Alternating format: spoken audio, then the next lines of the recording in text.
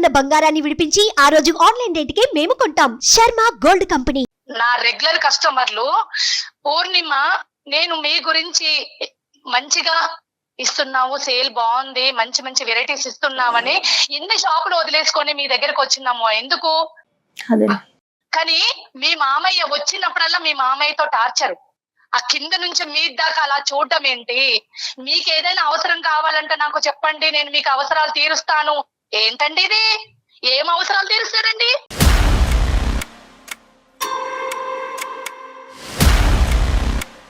Sir ఇవన్నీ into నేను sir control అవ్వలేకపోతున్నా sir. ఒక తండ్రి మీద అసలు ఏది అండి ఆయన సార్? నీ తండ్రి చెప్పుడు మాటలు వింటే ఈ రోజు నన్ను కొట్టావు, నువ్వు నన్ను రోడ్డు మీద వేసి కొట్టావు. నేను ఎలా భరిస్తాను?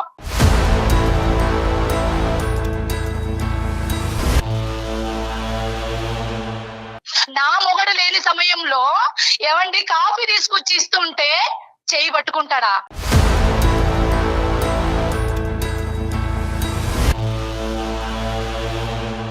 కోడలంటే కూతురుతో సమానం అండి, అంతేకాని పిచ్చి పిచ్చిగా మాట్లాడుతుంటాడండి.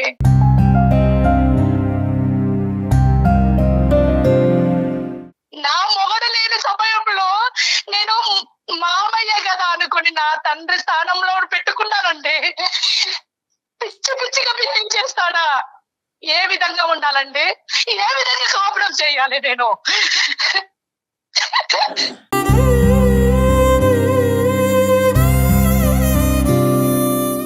ఊరుకోండి పూర్ణిమ గారు, కంట్రోల్. మిమ్మల్ని ఎలా ఓదార్చాలో కూడా మాకు అర్థం కావట్లేదు. ఈ రోజు ఏంటంటే ఇప్పటి వరకు అతను రేపు ఎవరిని నమ్మాలండి? ఏ ఆడది కాపురం చేస్తుందండి? నాకు తెలివి లేకనా? ఏది చేసినా మన గురించి అనుకొని నేను బిజినెస్ చేసుకొని ఈ పాటికి ఇంత సక్సెస్ చేసుకున్నాను నేను. అమ్మ పూర్ణిమ, ఇప్పుడు the question goes to Srikanth. ఇక్కడ ఇదేంటంటే శ్రీకాంత్ ఇక్కడ ఆలోచించవలసింది ఏంటంటే, ఇప్పుడు శ్రీకాంత్ పొజిషన్ చాలా క్లిష్టమైనటువంటి పొజిషన్ లో ఉంది. ఓకే, ఇదంతా కూడా ఏంటంటే బ్లైండ్ గా అతను నమ్మి వాళ్ళ ఫాదర్ ఎదుర్కొంటా కూర్చుని, నాన్న ఈ ఏదో పనులు నువ్వు చేసావా అని అడగచ్చు. ఎందుకంటే కనుక నెంబర్ 1, ఇది మీరు పెళ్ళైనప్పటి నుంచి ఇప్పుడు వరకు కంటిన్యూస్గా ఇదే అలిగేషన్ చేయట్లేదు. ఇప్పుడు భార్య చనిపోయిన తర్వాత ఈ మధ్యకాలంలో జరిగినటువంటి సంఘటనల గురించి చెప్తున్నారు. అంతవరకు వాస్తవం అమ్మా, లేదంటే మొదటి నుంచి మీ ఫాదర్ ఇన్ లా యొక్క ప్రవర్తన ఇదే విధంగా ఉందా? ఎప్పుడైతే మా అత్తమ్మ చనిపోయిందోనండి, మా అత్తమ్మ చనిపోయిన తర్వాత ఒక 2-3 నెలల నుంచి ఇలాంటి బిహేవింగ్ చేస్తున్నాడండి. రైట్. డీప్గా ఆలోచించలేదండి. ఎప్పుడైతే నా కస్టమర్లు నాకు కంప్లైంట్ చేశారో అప్పటి నుండి తర్వాత ఈయన కొడుకుకి తెలియకుండా మందు తాగడం మొదలు పెట్టాడండి. ఆ మందు తాగడం ఇంట్లో కూర్చొని, రూమ్ లో కూర్చొని నేను 2-3 సార్లు నాకు కంట్లో పడింది. ఆ డ్రింక్ చేసిన మూమెంట్ లో వాడు ఏం చేస్తున్నాడో అర్థమైతలేదు మనకి.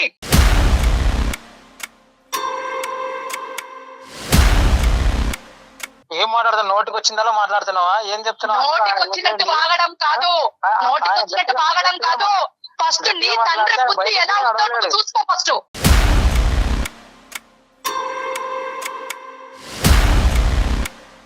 ఆయన గట్టిగా మాట్లాడితే బయటకు కూడా నడవలేడు. ఏం మాట్లాడుతున్నావు? ఏం మాట్లాడుతున్నానా? నీకేం తెలుసు? ఆయన చేస్తున్న విషయం ఇంట్లో ఉండి అనుభవిస్తున్నది నేను, ఇంట్లో ఉండి అనుభవిస్తున్నా నేను. మందు నీ కష్టం. నీ తండ్రి వేశాలు నీ దగ్గర చూపెట్టుకుంటాడా? కన్న కొడుకు ముంగట ఎవరైనా బయటపడతాడా? బయటపడడు. శ్రీకాంత్ ఒక్క నిమిషం. ఆగండి. కోడలు చెప్తుంటే తప్పుడు తండ్రి కొడుకులను ఇద్దరిని విడదీసే ప్లాన్ లో ఉన్నది అనుకొని నువ్వు అందరితోటి అలా చెప్పిస్తున్నావు. ఈ పాటికి ఈ రోజు వీళ్ళకి కూడా నువ్వు అలాగే క్రియేట్ చేసి చూపెడుతున్నావు. అలా ఎలా ఏం కాదు పూర్ణిమ గారు. నేను ఎంత సఫర్ అవుతున్నానో, నేను ఎంత ఫేస్ చేస్తున్నానో ఆ బాధ నాకు తెలుసు, ఆ కడుపు మంట నాకు తెలుసు.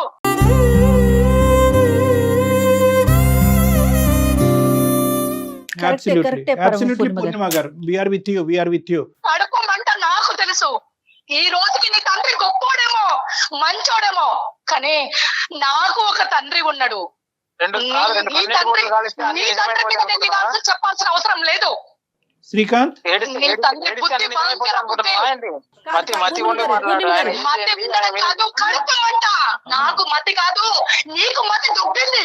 నా కడుపు మంట, నా కడుపు మంట నా మీదగా ఎట్లా ఈ చేస్తా? రోజు నేను అనుభవిస్తున్నా. పూర్ణిమ గారు చెప్పండి సార్. ఒక్క నిమిషం అమ్మా. I know the pain that you're going through, నాకు పూర్తి స్థాయిలో నాకు అర్థమైంది. కానీ ఇక్కడ ఉండేటటువంటి సిచ్యువేషన్కి ఒక సొల్యూషన్ కావాలి అంటే కనుక ఒక్క 2 నిమిషాలు నేను చెప్పేటటువంటిది జాగ్రత్తగా ఆలకించండి. ఈరోజు శ్రీకాంత్ స్థానంలో నిలబడినటువంటి ఎవరైనా కూడా కరెక్టే, మీరు చెప్పినటువంటి అంశాలన్నీ కరెక్టే అయి ఉండొచ్చు. అతను మిస్బిహేవ్ చేసి ఉండొచ్చు. అతను ఏ పరిస్థితిలో మిస్బిహేవ్ చేశాడు, భార్య చనిపోయిన తర్వాత ఒక డిప్రెషన్లోకి వెళ్ళటం వల్ల అతను కాగ్నిషన్ మీద అతను పూర్తి స్థాయి కంట్రోల్ పోవటం వల్ల ఆ విధంగా అలా ప్రవర్తించాడా, అది ఒక ఆలోచన అయి ఉండొచ్చు. ఆ డిప్రెషన్ని దిగమింగుకోలేక, ఆ బాధను దిగమింగుకోలేక తాగుడు మత్తుకు బానిస అవ్వటం వల్ల అలా ప్రవర్తించాడా, అదొక ఆప్షన్ అయి ఉండొచ్చు. లేదు ఇతనికి ముందు నుంచే ఈ దుర్బుద్ధి ఉంది, అది మీకు ఎవరికి కంటకి కనిపించలేదు, ప్రత్యేకంగా కొడుకు అసలైతే తెలియలేదు. ఇది ఈరోజు కోడలు ఇంట్లోకి వచ్చిన తర్వాత, కోడలు ఒక బిజినెస్ పెట్టిన తర్వాత, అక్కడ ఒక 4 కస్టమర్స్ వచ్చిన తర్వాత ఈ పరిస్థితి బయటపడిందా? ఈ 3 options are left with us. అవునా కాదమ్మా పూర్ణిమ? ఓకే అండి, మీరు అన్నది ఒక మాట అండి. మీరు అన్నారు అతను మైండ్ డిస్టర్బెన్స్ లో ఉంది అని అంటున్నారు. ఆ ప్లేస్ లో, నా ప్లేస్ లో తన కన్న కూతురు ఉంటే ఇలాగే బిహేవ్ చేస్తాడా?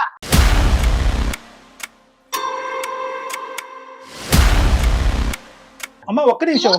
పెన్నానికి తేడా తెలియని వాడు ఎలా కాపురం చేస్తారండి? ఎలా ఉంటారండి? అమ్మ ఇక్కడ ఈ ఒకటి ప్లేస్ లో అమ్మ ఒక్క నిమిషం. ఈ ప్లేస్ లో ఒక అమాయకమైన వ్యక్తి ఉంటే అది మొత్తము సర్వనాశనం చేసేవాళ్ళు. నేను నార్మల్ గా రెగ్యులర్ గా ఇచ్చే టైంలోనే అన్నం పెట్టడము, కాఫీ ఇవ్వడం అలా అన్ని చేస్తున్నాను. ఒక్కసారి నా చెయ్యి టచ్ చేశాడు, చెప్పాను కదండి ఇందాక. అప్పుడండి తన బిహేవియర్ ఏందో, కస్టమర్లు చెప్పింది ఈయన చేసింది ఒక్కటి అయిపోయింది. చేసుకున్నారు ఆవిడ. పూర్ణిమ గారు మీ చెయ్యి తాకినప్పుడు మీరేమన్నారమ్మా? మీరేమన్నా ఖండించారా? అలా పట్టుకున్నావు? లేదు పొరపాటున జరిగిందా? అమ్మ కాఫీ తీసుకురాగానే అక్కడ పెట్టమ్మా అంటారు. ఇలా 2 చేతులు పట్టుకుంటాడా? 2 చేతులు పట్టుకున్నాను. ఓకే అమ్మ, ఇప్పుడు నేను పూర్ణిమ గారు నేను చెప్తానమ్మా. ఒక్క నిమిషం ఇమోషన్ తీసి పక్కన పెట్టండి. ఒక 2 నిమిషాలు మనం సైంటిఫిక్ బేసిస్ మీద మాట్లాడుకుందాం. నేనేమి ఇక్కడ కారణాలు, ఆల్టర్నేటివ్ రీజన్స్ చెప్పి తద్వారా మీ ఇద్దరు కాపురాన్ని నిలబెట్టేటటువంటి ప్రయత్నం చేయడానికి నేను అస్సలు చేయట్లేదు. ఎందుకంటే కనుక ప్రైమరీ ఇంపార్టెన్స్ ఈ సేఫ్టీ. ఓకే, ఒక ఆడదానిగా మీకు సేఫ్టీ లేనప్పుడు, మీ ఫ్యూచర్కి భవిష్యత్తుకి సేఫ్టీ లేనప్పుడు, మీ యొక్క పర్సనాలిటీకి సెక్యూరిటీ లేనప్పుడు మీరు అక్కడ 10 నిమిషాలు కూడా ఉండమని నేనైతే చెప్పను. ఆ విధంగా అది లీగల్ కూడా కాదు. పట్టుకొని ఈ రోజు పిల్లల్ని నడి రోడ్డు మీద పళ్ళు కూడా కొడతాడండి ఎవడైనా? నువ్వు మంచి చెడు తెలుసుకోలేవా? శ్రీకాంత్ ఒక్క పాయింట్ నేను నీకు చెప్తాను. పూర్ణిమ గారు ఒక్క నిమిషం. మీ వేదన అంతా చెప్పారు చాలా క్లియర్ కట్ గా. అతను 10% చెప్తే కనుక మీరు 90% చరిత్ర, హిస్టరీ మొత్తం అంతా కూడా కూలంకుషంగా చెప్పారు. So please kindly wait for a minute అమ్మా. Will try to come to some form of logical conclusion. నేనండి ఇంకా ఈయన గారిది నేను ఇంకా తేల్చుకోలేకపోతే, నేను షార్ప్ అవ్వకపోతే, రేపు నేను పడుకున్నాక కూడా వాడు ఏం చేసేది కూడా ఏం తెలియదండి.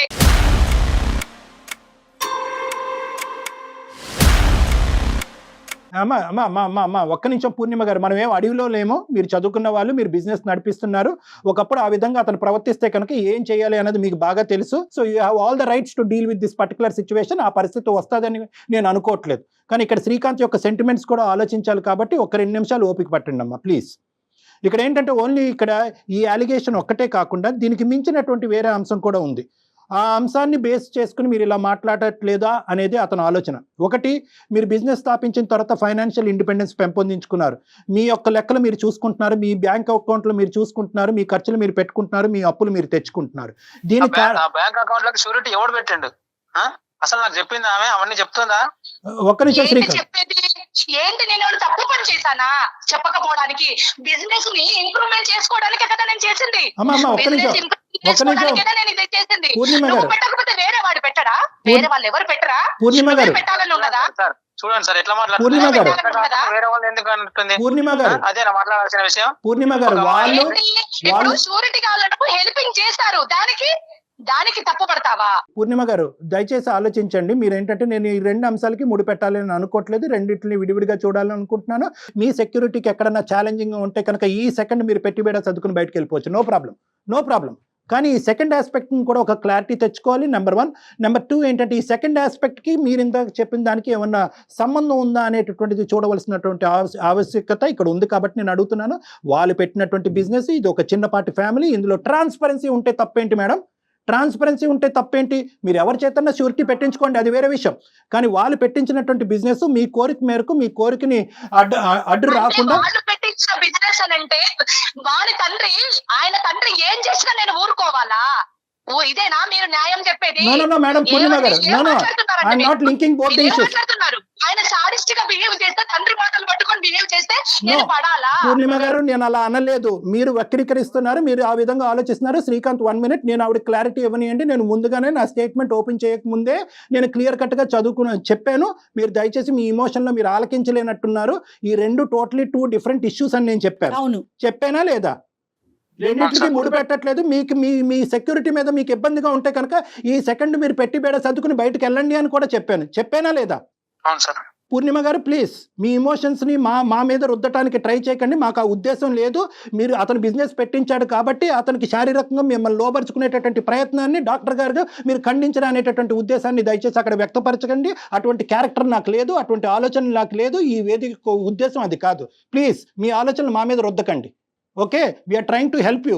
మేము మీకు హెల్ప్ చేయాలి అని అనుకుంటే, హెల్ప్ స్వీకరించేటటువంటి ఉద్దేశం ఆలోచన మీకు ఉంటే హెల్ప్ తీసుకోండి. కాదు అనుకుంటే ఫోన్ పెట్టేసి మీ దారి, మీ నిర్ణయం ఎలాగ తీసుకున్నారు కాబట్టి వెళ్ళండి.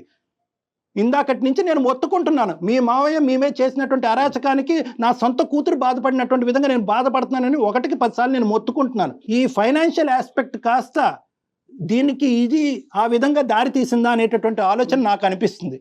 ఈ ఫైనాన్షియల్ ఆస్పెక్ట్ అంటే ఆవిడ విధంగా, ఆవిడ ఆలోచన విధంగా ఆవిడ బతుకుతుందిరా.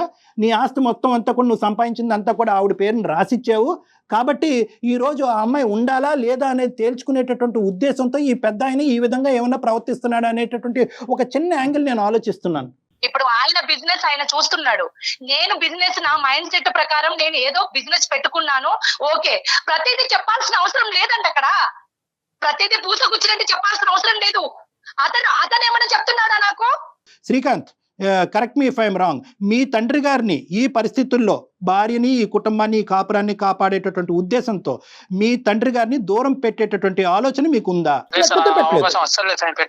నీ తండ్రిని ఏదైనా ఒక అనాథాశ్రమంలో వేస్తావా, లేదు ఏదైనా రూమ్ తీసి ఉంచుతావా, ఏమైనా చేసుకో. మేడం గారు, మీరు వృద్ధాశ్రమం ఎక్కడో పెట్టవలసినటువంటి ఫెసిలిటీస్ మీరు ప్రొవైడ్ చేయక్కర్లేదు. మీకేం కావాలో అనేటటువంటిది ఒక్కటే దయచేసి చెప్పండి. ఆ భార్యను పోగొట్టుకున్నటువంటి ఆ పెద్ద మనిషి యొక్క సైకలాజికల్ ప్యాటర్న్ ఏం జరుగుతుంది అనేది ఒక ఎక్స్పీరియన్స్డ్ డాక్టర్ గా నాకు బాగా తెలుసు. అది వినాలి. ఆయన బిహేవియర్ మంచిగా లేదు.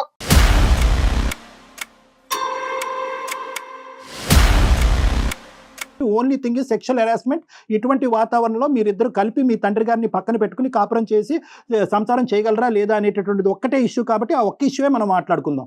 ఆ ఒక్క ఇష్యూ మాట్లాడు. So point is very clear. Srikanth అయితే మాత్రం తండ్రిని అయితే వదిలి ఉండాలి అని అనుకోవట్లేదు. తండ్రిని దూరం పెట్టి శ్రీకాంత్ నీ కాపురాన్ని కాపాడుకోవాలనేటటువంటి ఉద్దేశంతో అతను లేడు. నేను కూడా ఉండనండి, నేను కూడా ఉండను, నేను కలిసి ఉండను, నాకు ఆయన ఇంట్లో ఉంటే నేను ఉండను. ఓకే పూర్ణిమ, నేను ఒక్క మాట చెప్పచ్చా పూర్ణిమ గారు? ఒక మాట చెప్పచ్చా? చెప్పండి సార్. Right, okay. ఇటువంటి సిచ్యువేషన్స్ దగ్గర కొన్ని థౌజండ్స్ ఉన్నాయి నా దగ్గర కేసెస్. ఓకే, థౌజండ్స్ ఉన్నాయి. అంటే సైంటిఫిక్ బేసిస్ మీద ఇలా మాట్లాడితే కనుక చాలామంది నన్ను క్షమించరేమో కానీ ఆ పెద్ద ఆయనకి వకాలతో పలుకుతున్నాడు డాక్టరు, అతను చేసేటటువంటి దాన్ని చిన్నగా చూపెడుతున్నాడు అని అనుకోవచ్చు. కానీ but there is a scientific and very strong 100% reason behind this. ఆ వ్యక్తి యొక్క మానసిక పరిస్థితి పూర్తిగా మారిపోయింది భార్య చనిపోయిన తర్వాత అన్నట్టు నాకు అనిపిస్తుంది. ఒక ఆలోచన, ఒక యాంగిల్. చనిపోయినంత మాత్రాన కాదండి, భార్య చనిపోయినంత మాత్రాన ఎవరు ఆడవాళ్ళు కనబడితే ఆడవాళ్ళతోటి మిస్బిహేవ్ చేయడం జరుగుతుంది. ఎస్ పూర్ణిమ గారు, జరుగుతుంది. జరిగినటువంటి సందర్భాలు ఉన్నాయి. మాట్లాడుతున్నారండి. మెంటల్ గా అప్సెట్ అయిందంటే మెంటల్ గా అప్సెట్ అయిన వ్యక్తిని మెంటల్ హాస్పిటల్ జాయిన్ చేయాలి. రైట్, అదే నేను చెప్తున్నాను.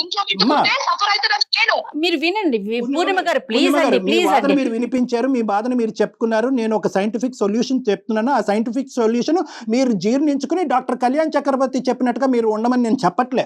Get the point very clear.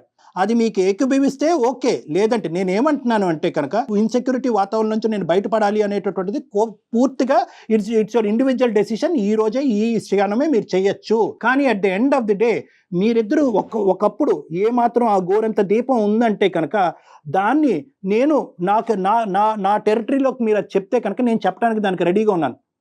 ఇస్తారా? అతన్ని మీరు ఇందాక చాలా మంచి మాట అన్నారు, సైకాట్రిక్ హాస్పిటల్లో పెట్టండి అని. అంత స్థాయి అక్కర్లేదు, కానీ అట్లీస్ట్ ఒక సైకాట్రిస్ట్ అసెస్మెంట్కి తీసుకెళ్ళి ఈ మనిషి అసలు సెన్సెస్ లో ఉన్నాడా, ఈ పెద్ద ఆయన సెన్సెస్ లో ఉన్నాడా లేదా, ఇతను డిప్రెషన్లో ఉన్నాడా, డిమెన్షియాలో ఉన్నాడా. డిమెన్షియా అంటే మరుపు, బ్రెయిన్ ష్రింక్ అయిపోతుంది అనమాట. కొన్ని సంఘటనలు జరిగినప్పుడు బ్రెయిన్ ష్రింక్ అయిపోతుంది. ఇదే జరిగింది అక్కడ, నేను చెప్పట్లేదు. ఇది నాకు ఇవన్నీ వద్దు, ఆ మనిషి ఏమైపోతాడో నాకు అవసరం లేదు. కానీ ఆయన తండ్రి మాత్రమైతే ఇక్కడ ఉంటే మాత్రమే నేను కాపురం చెప్పండి సార్. మీ భావోద్రేకం నాకు పూర్తి స్థాయిలో అర్థం అవుతుందమ్మా. నేను పూర్తిగా మీకు స్వేచ్ఛనిస్తున్నాను. నేను అన్వాంటెడ్ థింగ్స్ చెప్పి మీ బ్రెయిన్ లో పెట్టి ఇదేదో మెంటల్ హెల్త్ ప్రాబ్లం కాబట్టి మెంటల్ హెల్త్ పేషెంట్ గా ట్రీట్ చేసి నీ భర్తతో పాటు మీ మామగారిని అక్కడే పెట్టుకుని కాపురం చేయండి అని నేను చెప్పట్లే. Please don't get me wrong.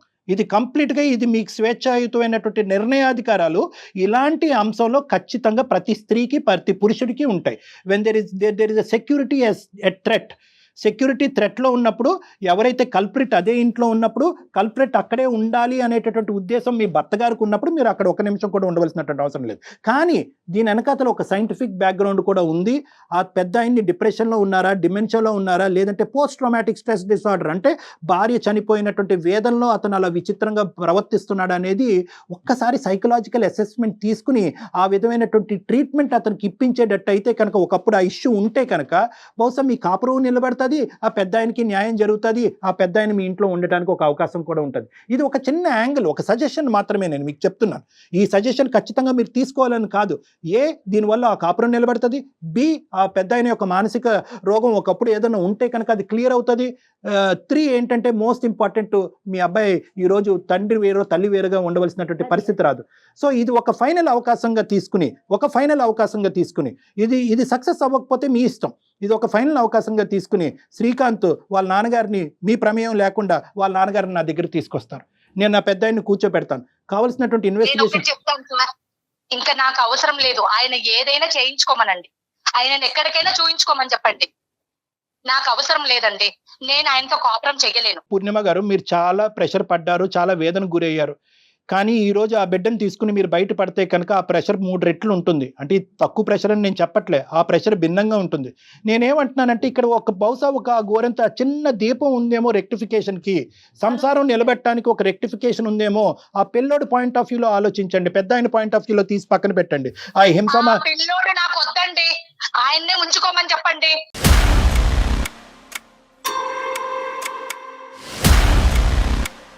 నాకు ఆయనతో విడాకులు కావాలి, అంతేనండి. ఇంకా ఉంటాను సార్.